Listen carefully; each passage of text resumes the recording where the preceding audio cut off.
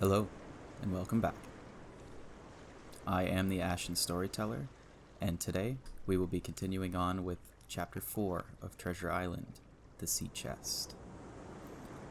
I lost no time, of course, in telling my mother all that I knew, and perhaps should have told her long before, and we saw ourselves at once in a difficult and dangerous position. Some of the man's money, if he had any, was certainly due to us, but it was not likely that our captain's shipmates, above all the two specimens seen by me, Black Dog and the Blind Beggar, would be inclined to give up their booty in payment of the dead man's debts. The captain's order to mount at once and ride for Dr. Livesey would have left my mother alone and unprotected, which was not to be thought of. Indeed, it seemed impossible for either of us to remain much longer in the house. The fall of coals in the kitchen grate, the very ticking of the clock, filled us with alarms. The neighborhood, to our ears, seemed haunted by approaching footsteps, and what between the dead body of the captain on the parlor floor and the thought of that detestable blind beggar hovering near at hand and ready to return, there were moments when, as the saying goes, I jumped in my skin for terror. Something must speedily be resolved upon, and it occurred to us at last to go forth together and seek help in the neighboring hamlet. No sooner said than done. Bareheaded as we were, we ran out at once in the gathering evening and the frosty fog. The hamlet lay not many 100 yards away, though out of view on the other side of the next cove, and what greatly encouraged me, it was in an opposite direction from that whence the blind man had made his appearance and whither he had presumably returned. We were not many minutes on the road, though we sometimes stopped to lay hold of each other and hearken, but there was no unusual sound, nothing but the low wash of the ripple and the croaking of the inmates of the wood. It was already candlelight when we reached the hamlet, and I shall never forget how much I was cheered to see the yellow shine in doors and windows, but that, as it proved, was the best of the help we were likely to get in that quarter, for you would have thought men would have been ashamed of themselves. No soul would consent to return with us to the Admiral Benbow. The more we told of our troubles, the more, man, woman, and child, they clung to the shelter of their houses. The name of Captain Flint, though it was strange to me, was well enough known to some there, and carried a great weight of terror. Some of the men who had been to field work on the far side of the Admiral Benbow remembered, besides, to have seen several strangers on the road, and taking them to be smugglers to have bolted away, and one at least had seen a little lugger in what we call Kit's Hole. For that matter, anyone who was a comrade of the captain's was enough to frighten them to death. And the short and the long of the matter was, that while we could get several who were willing enough to ride to Dr. Livesey's, which lay in the other direction, not one would help us defend the inn.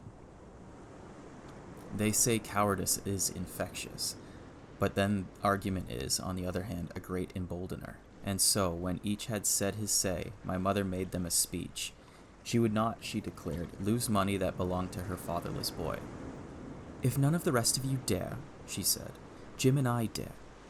Back we will go, the way we came, and small thanks to you big, hulking, chicken-hearted men. We'll have that chest open if we die for it, and I'll thank you for that bag, Mrs. Crossley, to bring back our lawful money in." Of course I said I would go with my mother, and of course they all cried out at our foolhardiness. But even then, not a man would go along with us.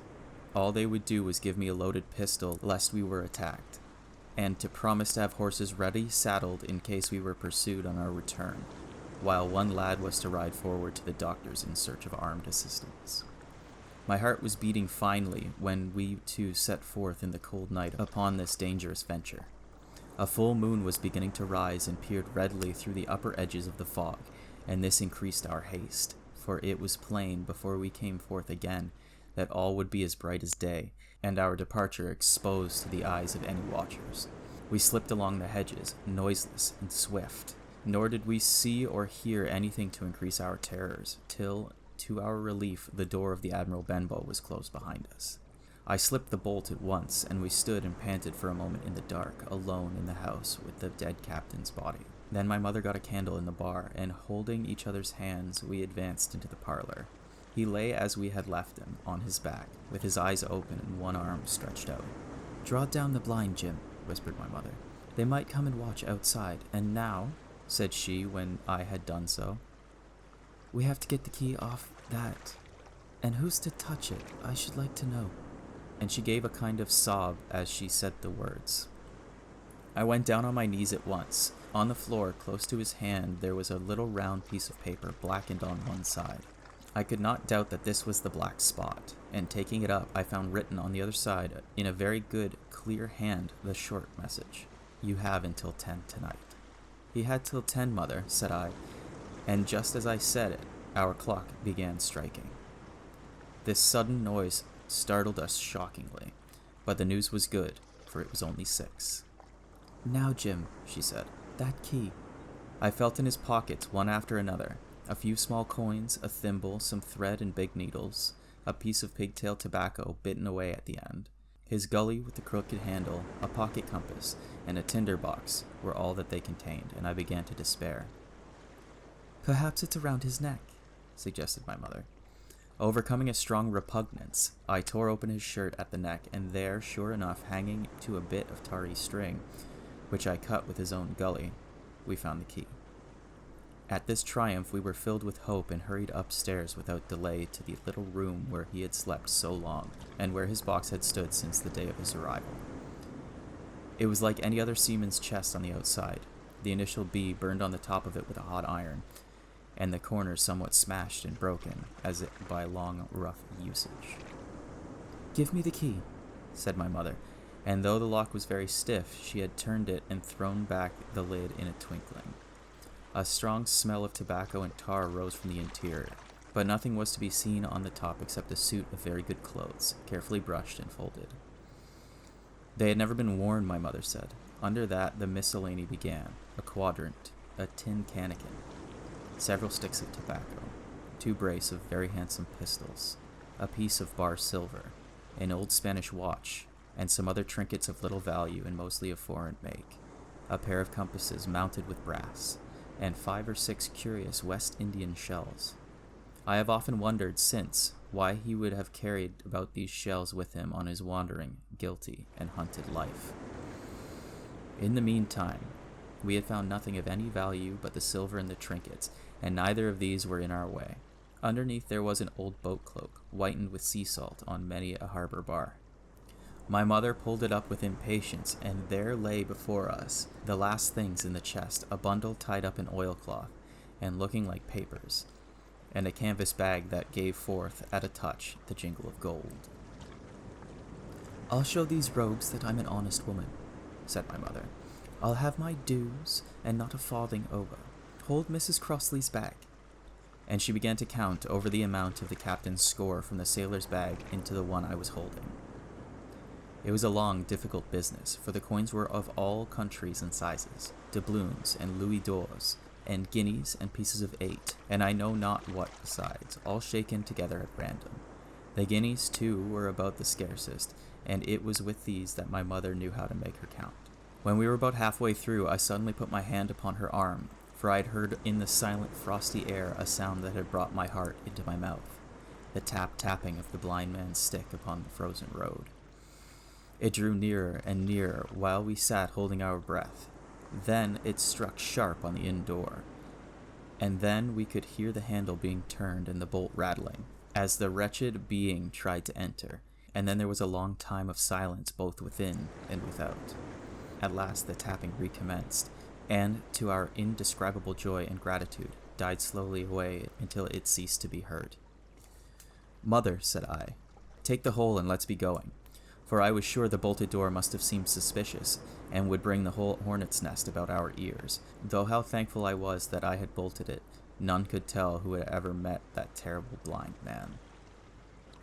But my mother, frightened as she was, would not consent to take a fraction more than was due her, and was obstinately unwilling to be content with less. It was not yet 7, she said, by a long way. She knew her rights, and she would have them. And she was still arguing with me when a little low whistle sounded a good way off up the hill. That was enough, and more than enough, for both of us. I'll take what I have, she said, jumping to her feet. And I'll take this to square the count, said I, picking up the oilskin packet. The next moment we were both groping downstairs, leaving the candle by the empty chest, and the next we had opened the door and were in full retreat. We had not started a moment too soon. The fog was rapidly dispersing. Already the moon shone quite clear on the high ground on either side, and it was only in the exact bottom of the dell and round the tavern door that a thin veil still hung unbroken to conceal the first steps of our escape. Far less than halfway to the hamlet, very little beyond the bottom of the hill, we must come forth into the moonlight. Nor was this all, for the sound of several footsteps running came already to our ears, and we looked back in their direction. A light tossing to and fro and still rapidly advancing showed that one of the newcomers carried a lantern. "My dear," said my mother suddenly, "take the money and run on. I'm going to faint." This was certainly the end for both of us, I thought. How I cursed the cowardice of the neighbors. How I blamed my poor mother for her honesty and her greed, for her past foolhardiness and present weakness. We were just at the little bridge. By good fortune, I helped her, tottering as she was, to the edge of the bank, where, sure enough, she gave a sigh and fell on my shoulder. I do not know how I found the strength to do it at all, and I am afraid it was roughly done. But I managed to drag her down the bank and a little way under the arch. Farther I could not move her, for the bridge was too low to let me do more than crawl below it. So there we had to stay, my mother almost entirely exposed, and both of us within earshot of the inn. This has been Chapter 4 of Treasure Island. Tune in next time for Chapter 5, The Last of the Blind Man. Thank you for joining me. I am the Ashen Storyteller, and enjoy your day.